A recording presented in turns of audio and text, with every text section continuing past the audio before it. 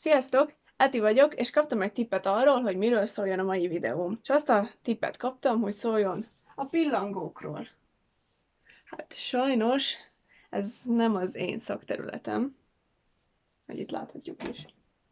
Szóval a pillangók nem az én szakterületem, ezért úgy döntöttem, hogy kicsit utána nézek. Gyűjtöttem hozzá szakirodalmat. Először úgy gondoltam, hogy a legjobb, hogyha egy búvár zsebkönyvet nézek meg, ez a trópusi pillangókról szól. Viszont amikor elkezdtem olvasni, arra jöttem rá sajnos, hogy nagyon-nagyon sok benne a szöveg.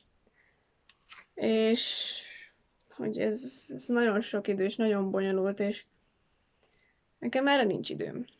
Annyit tudtam meg, ami számomra hasznos, hogy a pillangók valójában a lepkéknek egy alcsoportja. Tehát úgy folytattam a kutatást, hogy a lepkéknek néztem utána. Van egy olyan búvárzsábkönyv is, ami a lepkékről szól, hasonló problémákba ütközhetünk, hogyha megpróbáljuk kinyitni. Sok benne a szöveg, és utána csak egyes lepkéknek a leírása szerepel. Ebből sajnos nem nagyon tudok milyen információt kiszedni, mert túl bonyolult. Ezért úgy döntöttem, hogy azt teszem, amit minden épeszű ember tenne ebben a helyzetben, és a leghitelesebb forrásba fogok dolgozni. Ami pedig a szobámban található gyerekkönyvek. Természetesen itt nem a mesekönyvekről, hanem enciklopédiákról van szó. Az, hogy mesekönyvekből dolgozzak, hát az nevetséges lenne. Kutatásom eredményeképpen egy ilyen könyvkupaccal gazdagodtam. Elsőként mindannyiunk kedvenc enciklopédiájából, az ablakzsiráfból keresem ki a lepke címszót. Egy kis ABC gyakorlás sosem árt. A lepkerovar kicsi teste és nagy szárnya van. A lepke petét rak le, de a petéből nem kis lepke bújik ki, hanem hernyó. A hernyó begubózik és átalakul lepkévé. Nézd meg a hernyó címszót. Nézzük meg a hernyó címszót. A hernyó puha testű állat. Faleveleket eszik. Finom fonalat eresz ki a szájából. Ezzel a fonállal körül csavarja magát, begubózik.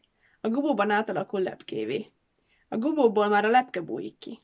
A lepke lerakja a petéjét, a petékből kelnek ki a kis hernyók. A lepke rovar? Nézd meg a rovar, a lepke és az átalakult címszót. Ez szerintem túl sok munka, lépjünk tovább. Következő forrásunk az Állatok élete című felfedező úton sorozatba tartozó könyv. Megtalálhatjuk azt, hogy hogyan fejlődik ki a lepke. A lepke petéjéből kikelő lárva, a hernyó többszöri vedlés után bebábozódik. Számos változás után ebből a kemény burokból bújik ki a lepke. Egy szép napon egyszer csak a báb szétnyílik, a lepke elszáll. Következő forrásunk pedig az Oxford gyermekenciklopédia, a természet csodálatos világa. Ebben is megkerestem a lepkét, de túlságosan hosszú szöveg van róla írva, és ezért úgy gondoltam, hogy inkább ezt se használjuk.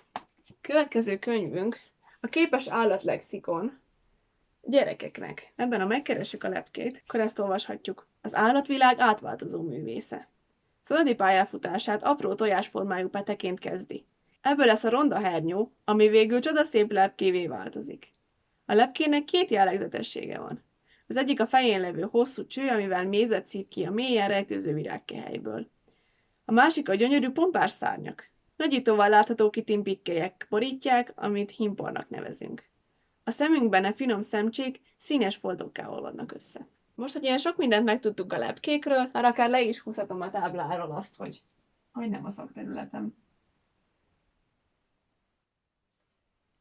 Remélem, hogy velem együtt mindenki lepkeszakértővé vált, és nagyon élvezte ezt a videót. Nem gondoltam volna, hogy ennyi lepke témájú szócikket találok a szobámban, de úgy látszik, volt értelme gyereknek lenni.